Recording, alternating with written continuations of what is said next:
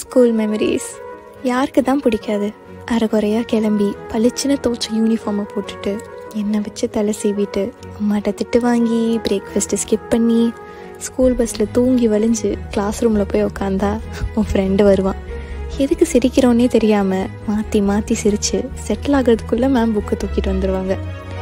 எப்படா bell அடிக்கும்னு wait பண்ணி lunch பாக்ஸை திறந்தா நம்ம கை உள்ளே போகிறதுக்கு முன்னாடியே டப்பா காலியாக இருக்கும். சரி பரவாயில்ல, உன் தயிர் சாதத்தையாச்சும் குருடா, பசிக்குதுன்னு பேசிகிட்டே இருந்தால் பெல் அடித்து அடுத்த பீரியட் ஆரம்பிச்சிடும்.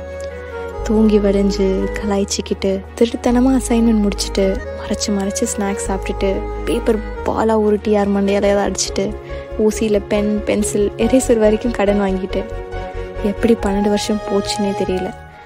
ஸ்கூலுக்கு போக பிடிக்கலைன்னு சொல்லி கெஞ்சி லீவ் போட்டேன்னா இப்போ என் ஃபேவரட் மெமரி எதுன்னு கேட்டால் ஸ்கூலுன்னு தான் சொல்லுவேன்.